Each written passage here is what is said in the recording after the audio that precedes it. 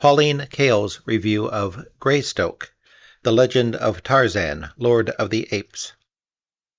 From State of the Art, published 1985.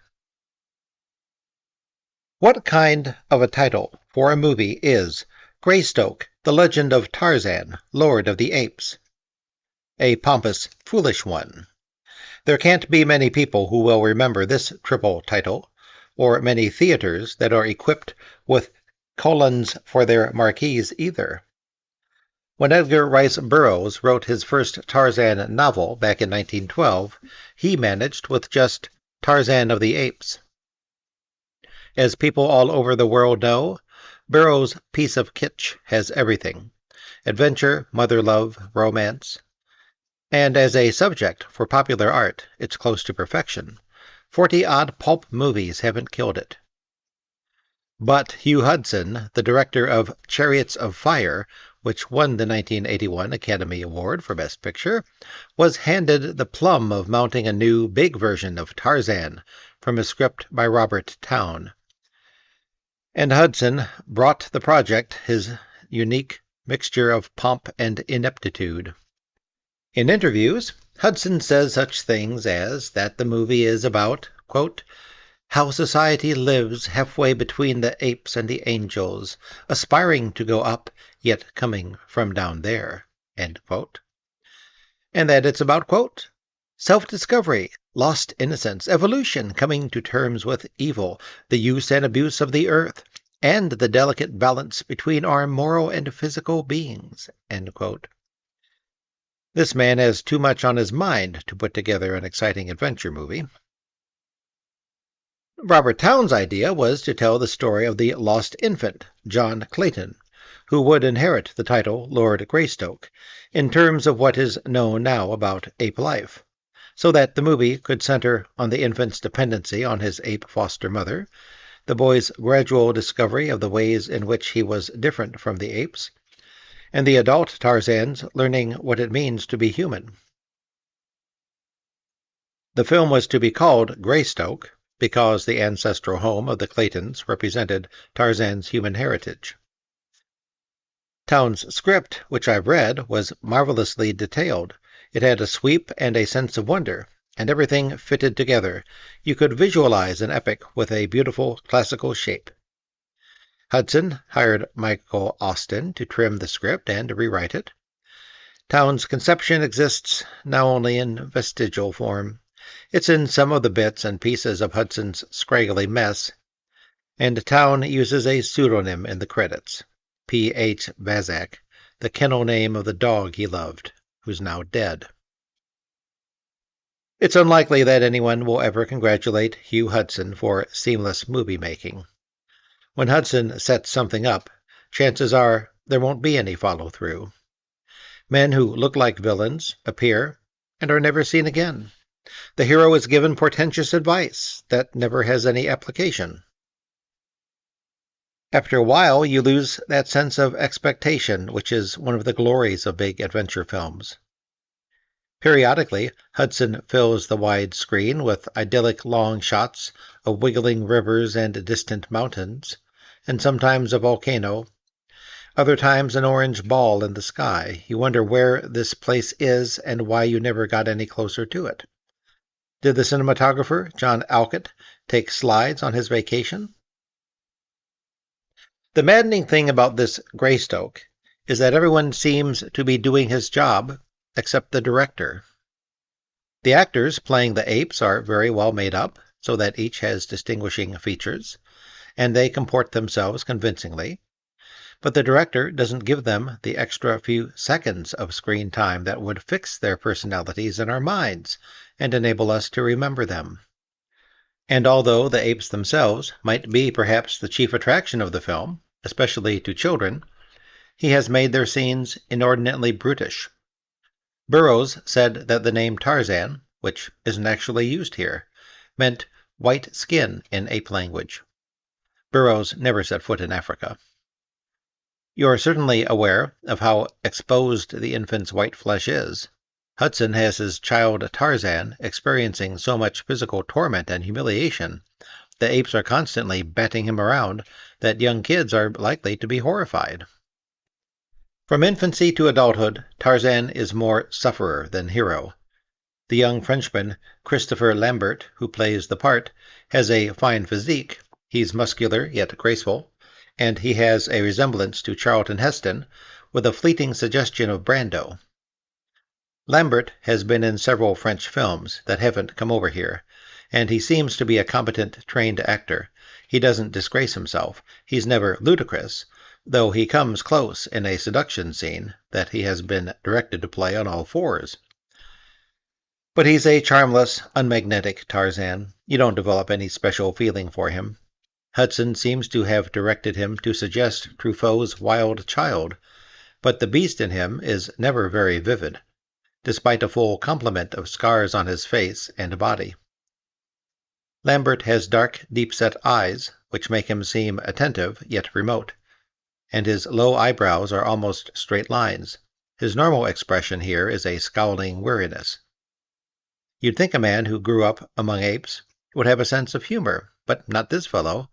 He's never allowed to be playful, not even in the second half in what is probably meant to be Scotland, when he's wooing Jane at the banquet table at Greystoke, and his mimicking the warbling of a bird and the roaring of a jungle cat's could easily be part of a teasing game.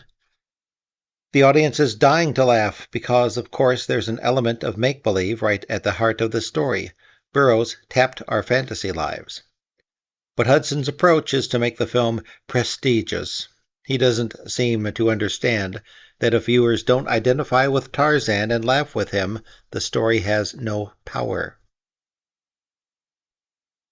The only performer who is clearly enjoying himself is Ralph Richardson, who plays Lord Greystoke, Tarzan's father. This was Richardson's last screen appearance, and the old prankster comes up with one emotional flourish after another. It's a vigorous, cuckoo performance, and a source of joy. When his role ends, with the grandfather's death, the movie would have done better to close up shop, because the energy level sinks. One other performer comes through, Andie MacDowell, an unconscionably beautiful American model turned actress, is a softly enticing Jane. Though this is her screen debut, she's at ease, and Jane, who comes across as poised and well-educated, seems to have been waiting all her life for Tarzan. It's an elegant, romantic performance, even if she's dubbed. Hudson does appear to know how to present his heroines. Alice Krieg's flirting over a supper table is probably the high point of Chariots of Fire. One actor makes a strong visual impression, Nigel Davenport, in a small part as a gun-happy British major who is struck down by the arrows of pygmies while he's posing for a photograph with an ape he has shot. Davenport is an imposing replacement for C. Aubrey Smith. The first half of the movie in the jungle is fairly absorbing. The material retains some of the momentum of Town's plan, and there are images and scenes that carry some emotion. The boy Tarzan crying in his grief as his ape mother dies. D'Arnot, played by Ian Holm, a Belgian member of an expedition that has been attacked by pygmies, lying wounded and feverish in a tree, and seeing Tarzan for the first time, as if in a vision. Tarzan taking care of D'Arnot and feeding him grubworms. D'Arnot, in his recovery, humming, Tarzan copying the sounds, and D'Arnot embracing him as he recognizes that he'll be able to teach Tarzan to speak, and one day they'll talk together. But somehow, the movie never shows us the culmination of D'Arnot's dream. Tarzan never does use language very expressively, and when the picture was over, I had a hard time remembering the timbre of Lambert's speaking voice. It's a disembodied sort of voice. He doesn't sound like anyone in particular, and that, of course, makes us feel more detached from him. But then you feel detached from the movie whole. For one thing, you don't get a sense of where you are on either continent, and when Hudson gives you something like that humming scene, it doesn't seem to occur to him that the song itself should have some meaning to the story. It shouldn't be just a nothing song for Tarzan to mimic. What's essentially wrong with a director like Hugh Hudson, who comes out of the London world of TV commercials, is that he thinks he can transcend the kind of adventure picture that C. Aubrey Smith used to appear in, and he doesn't understand the mechanisms that made the movies work. Hudson may think it doesn't matter if he uses pieces of the town script and leaves out what they connected to. He gives us the big scenes without the steps that prepared us for them, and they're no longer big scenes, they're flat. When the expedition group that D'Arnot is part of finds the remains of the tree house where Tarzan was born, and where his parents' bodies lie rotted away to bones and dust, there's no awe or horror in the scene. And what should be a wrenching moment, with D'Arnot telling Tarzan that the ape who loved him and protected him wasn't his real mother, and Tarzan refusing to believe him, a confrontation in which you couldn't help knowing how Tarzan felt, is played backward, with D'Arnot complaining that Tarzan won't believe that the dead woman in the treehouse was his mother, and you don't feel much of anything. Hudson and presumably Michael Austen have concocted scenes where the tone is so obviously off that you may find yourself open-mouthed. When James Fox, as a churlish aristocrat who proposes to Jane and is rejected, takes out his anger on a symbolic counterpart of Tarzan, who seems to turn up for the sole purpose of being abused, you can fill in his identity for yourself. A mute stable boy?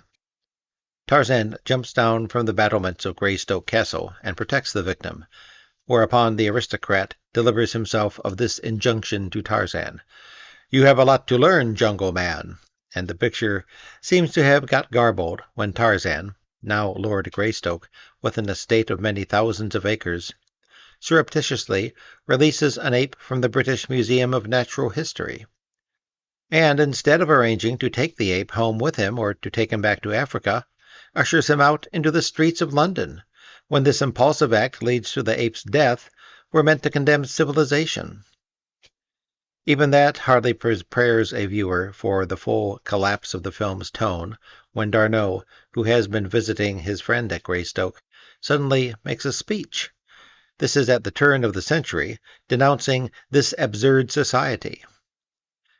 From then on, the movie simply loses its mind and dribbles to a pathetically indecisive conclusion. Hudson twists the story into knots in order to deliver his statement that apes are more civilized than people. He appears to believe that by giving us this gimcrackery, he's turning a pop art into high art. All he actually does in this movie is take the pleasure out of pop. April 2nd, 1984. Thank you for listening.